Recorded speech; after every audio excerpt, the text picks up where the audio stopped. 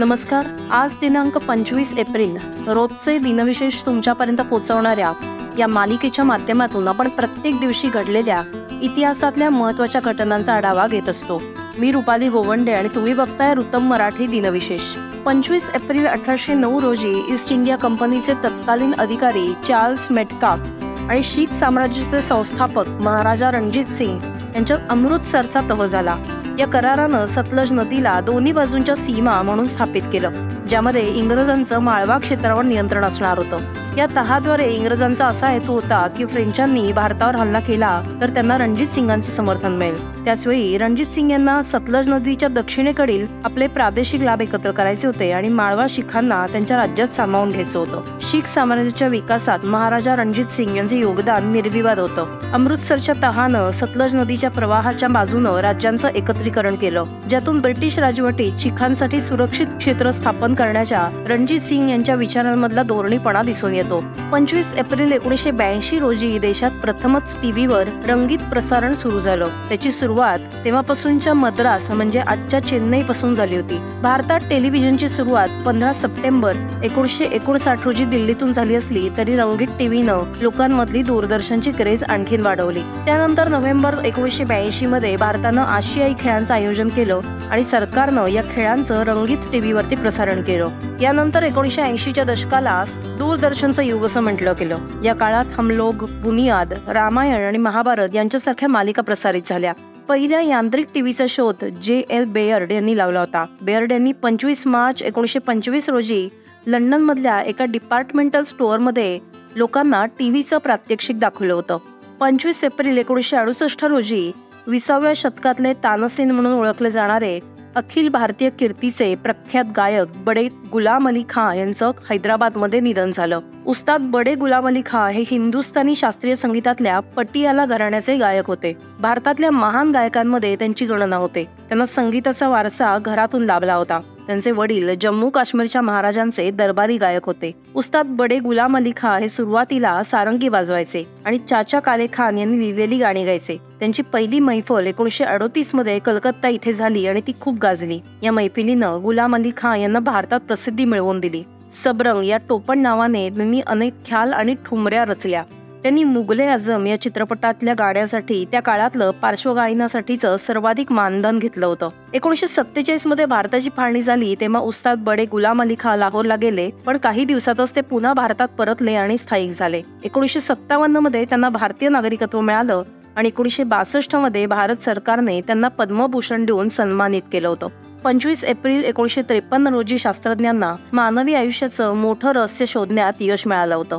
Cambridge विद्यापीठाचे शास्त्रज्ञ James D Watson आणि फ्रान्सिस क्रिक यांचा एक लेख नेचर या मासिकात प्रकाशित झाला होता. या लेखामध्ये त्यांनी DNA ची रचना स्पष्ट केली होती. DNA हा एक असा घटक आहे ज्यामुळे पालकांची अनुवंशिक वैशिष्ट्य पुढच्या पिढीकडे जातात हे सिद्ध करता येतं. या दोन्ही शास्त्रज्ञांना त्यांच्या या शोधासाठी 1962 मध्ये नोबेल पारितोषिक देण्यात आलं होतं. तसंच त्यांना फादर ऑफ DNA असंही म्हटलं गेलं. वॉटसन आणि क्रिक यांनी तयार केलेलं DNAचं मॉडेल लंडनच्या सायन्स म्युझियम मध्ये ठेवण्यात आलेला आहे. 25 एप्रिल 1859 रोजी जगातल्या सर्वात मोठ्या कालव्यांपैकी एक असलेला सुएझ कालवा याचं बांधकाम सुरू झालं. सुएझ कालवा 1859 ते 1869 दरम्यान ऑट्टोमन साम्राज्याच्या काळात बांधला गेला होता, जो 17 नोव्हेंबर 1869 रोजी अधिकृतपणे उघडण्यात आला. सुएझ कालवा हा इजिप्तमधील एक कृत्रिम जलमार्ग आहे जो भूमध्य समुद्राला लाल समुद्राशी जोडतो. हा कालवा सुएझच्या इस्थमसमधून जातो, जो आफ्रिका आणि आशिया खंडाला देखील वेगळं करतो. या कालव्यामुळे युरोप आणि आशिया या दोन खंडांदरम्यान जलद सागरी वाहतूक शक्य झालीय. सुएझ कालवा होण्यापूर्वी युरोपातून आशियाकडे जाणाऱ्या बोटींना आफ्रिका खंडाला सुमारे 7000 किलोमीटर लांबीचा वळसा घालून जावं लागत असे. सुएझ कालव्याची लांबी 168 किलोमीटर, रुंदी 60 मीटर आणि खोली 16.5 मीटर आहे. सुएझ कालव्याला इतकं महत्त्व आहे की या कालव्यात जहाज अडकलं तर संपूर्ण जगाच्या अर्थव्यवस्थेवर त्याचा परिणाम होतो असं मानलं जातं. 26 जुलै 1956 रोजी इजिप्तचे राष्ट्राध्यक्ष गमाल अब्देल नासेर यांनी कालव्याचं राष्ट्रीयकरण केलं आणि त्याचं कामकाज आणि महसूल यावर नियंत्रण ठेवायला सुरुवात केली.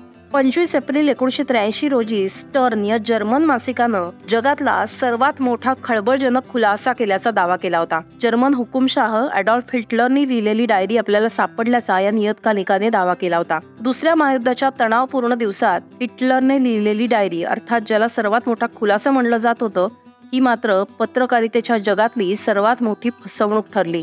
किंबहुना हिटलरची डायरी असल्याचं समोर आल्यावरती इतिहासकारांनी त्यावर प्रश्न उपस्थित केले, कारण नाझी संघटनेच्या जवळच्या लोकांनाही हिटलरने डायरी लिहिली आहे हे माहीत नव्हतं. इतिहासकार डेव्हिड इयरिंग यांनी त्याच्यावर प्रश्न उपस्थित केले. त्यांनी पत्रकार परिषद घेऊन ही डायरी बनावट असल्याचंही सांगितलं.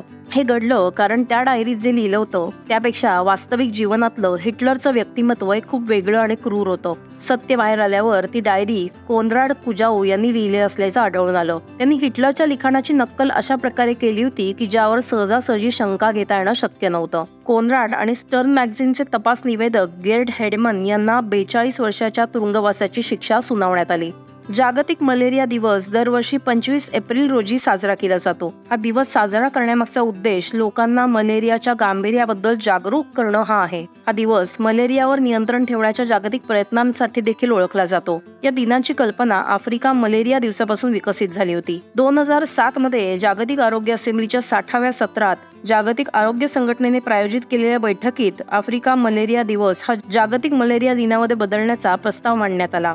WHO असा विश्वास होता की यामुळे जगभरातील देशांमध्ये मलेरियाचं अस्तित्व ओळखण्यास मदत होईल आणि मलेरिया विरुद्ध लढण्यासाठी जागतिक स्तरावर लोकांमध्ये जागरूकता आणता येईल. तेव्हापासून हा दिवस दरवर्षी 25 एप्रिल रोजी साजरा केला जाऊ लागला. रेडिओचे संशोधक गुग्लिएल्मो मार्कोनी यांचा जन्म 25 एप्रिल 1874 रोजी झाला होता. ते इटलीचे संशोधक, भौतिकशास्त्रज्ञ तसंच रेडिओ संशोधक होते. त्यांनी रेडिओच्या शोधातून संवादात क्रांती घडवून आणली. बिनतारी तारयंत्र विद्येच्या विकासात महत्वाची कामगिरी केल्याबद्दल मार्कोनी यांना कार्ल फेर्डिनांड ब्राउन यांच्या समवेत 1909 साली नोबेल पारितोषिकाचा बहुमान मिळाला होता. तर हे होते आजचे अर्थात 25 एप्रिलचे दिनविशेष. तुम्हाला आमची ही दिनविशेष मालिका कशी वाटते हे या व्हिडिओ खालच्या प्रतिक्रियेमध्ये आम्हाला नक्की कळवा आणि आमच्या उत्तम मराठी या YouTube चॅनलच्या व्हिडिओना लाईक करा आणि सबस्क्राईब करा.